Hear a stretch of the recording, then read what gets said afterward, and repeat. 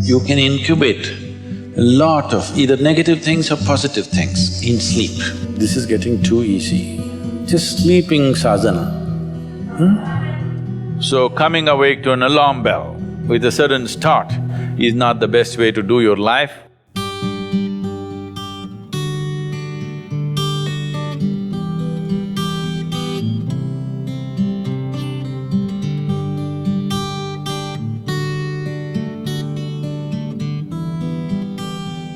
How many of you find that one day morning when you get up without any reason, you're just feeling ugly for no reason?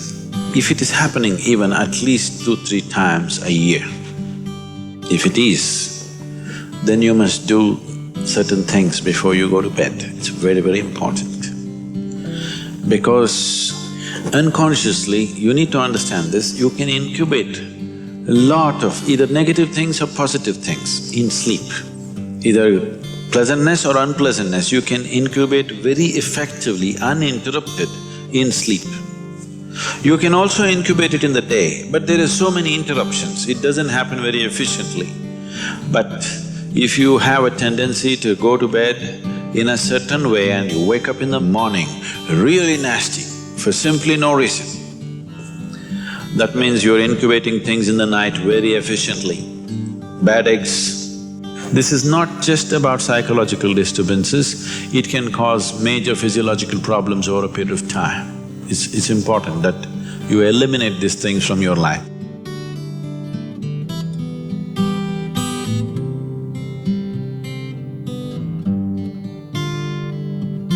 So, before you go to bed in the night, there are certain things that you need to take care of. It's best if you're eating meat and other kinds of meals, you eat at least 3 to 4 hours before you go to bed. The digestion is over. Before going to bed, drink a certain amount of water and go to bed. You will see it gets taken care of just like this. One simple thing can be just a shower. Always to shower before go to bed, it'll make a lot of difference. In this weather, maybe cold showers are difficult, so you go for lukewarm showers, don't go for hot showers in the night. Go for lukewarm showers, it makes you alert. So you will think, oh, I cannot sleep. It doesn't matter, you will sleep 15-20 minutes or half an hour later, but you will sleep better because it will take away certain things. When you shower, it is not just the dirt on the skin that you're taking away. Have you noticed if you're very tense and anxious, whatever, just a shower, you came out, it feels like almost the burden has been taken away from you? Have you not noticed this? So it's not just about washing the skin, a whole lot of things happen when water flows over your body. This shower is a very rudimentary buddhi shuddhi because over 70% of your body is actually water. If you run water over it, a certain purification happens, which is beyond cleaning the skin. One more thing if you want to do, you just light an organic oil lamp, a cotton wick, some oil, anything. What do you use here? Normal cooking oil.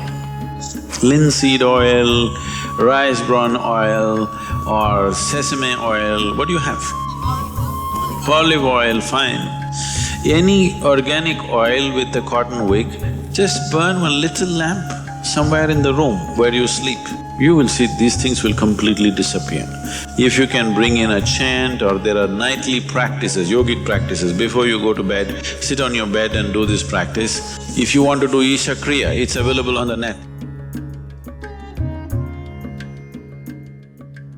Generally, in India, they told you should not put your head to the north and sleep.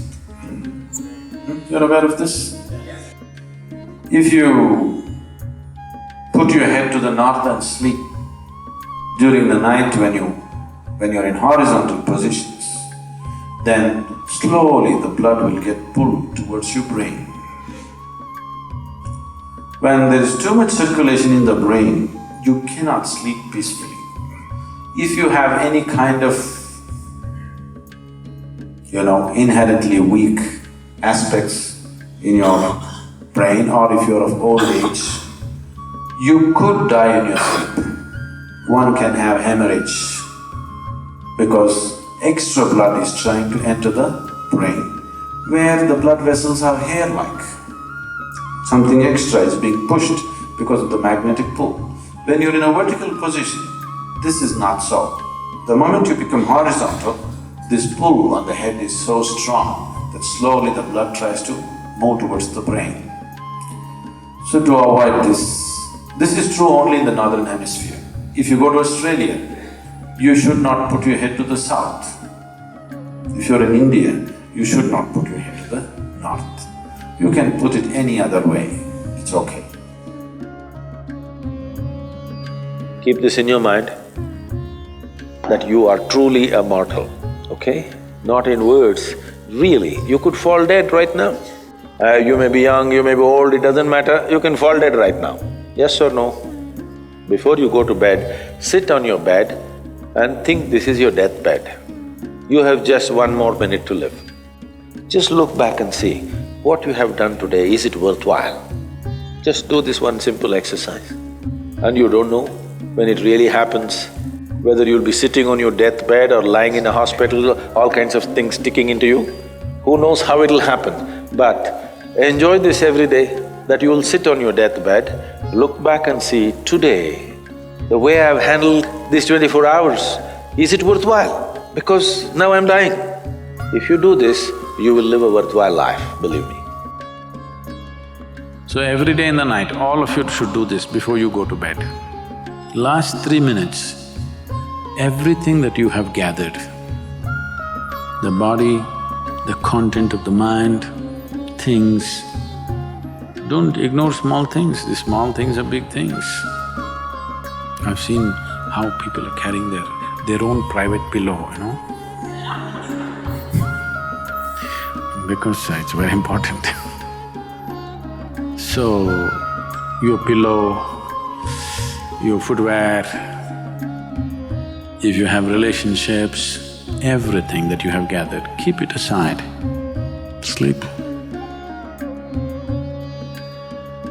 If you sleep in that condition, you will wake up with much more light, with much more energy, with much more possibilities than you have imagined possible. Just sleep as life, not as a man, not as a woman, not as this and that.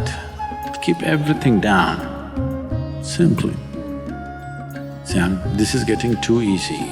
Just sleeping sadhana. At least this you must do.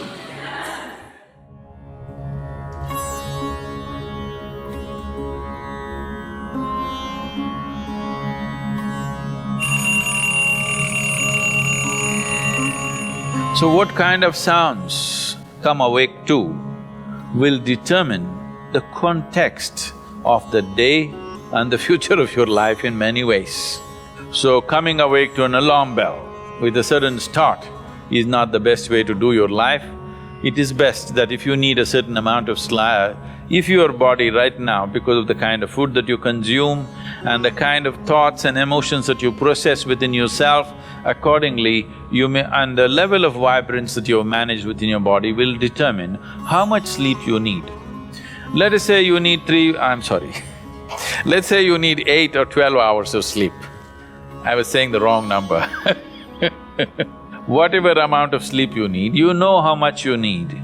So you go to bed early enough so that you come awake naturally. If you're coming awake naturally, and suppose you have a doubt whether you will come awake or not, if you have a certain chant, if you've identified one of the Vairagya chants, you can use it.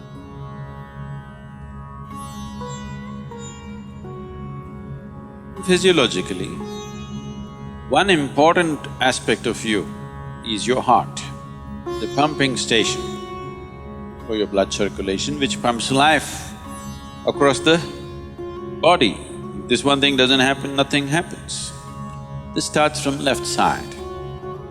So we told you, in India they have told you, when you wake up, you must roll to your right side and get up.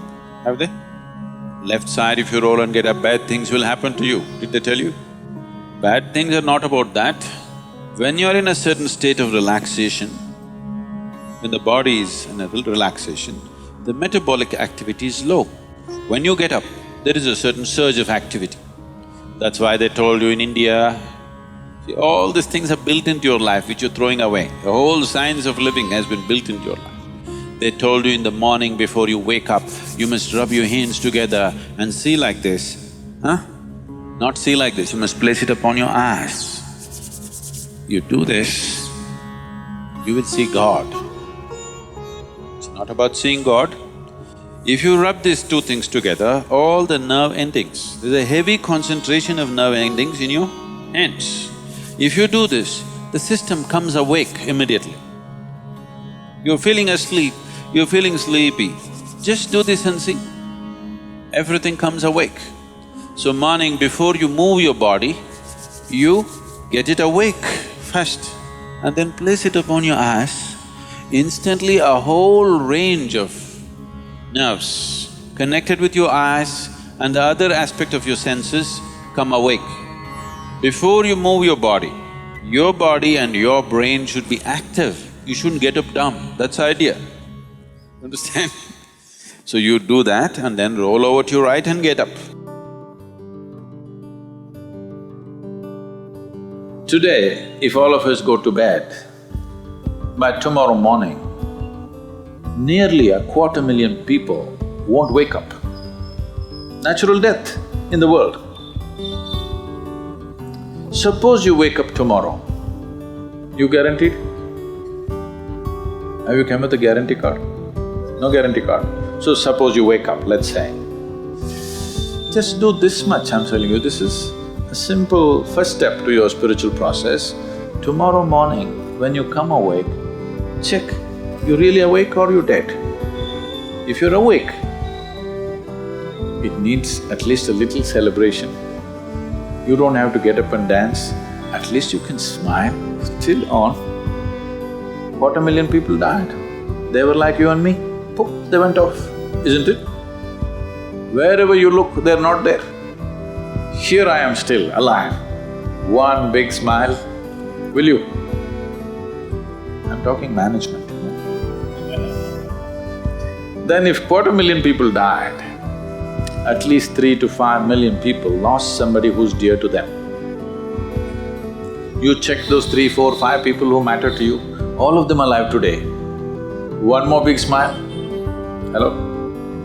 Will you or not? Alive. If suppose right now, we put a gun to your head, will you think it's a relief? No. You'll be terrorized, isn't it? So that's how precious it is to be alive, isn't it so? That's how precious it is for you to be alive.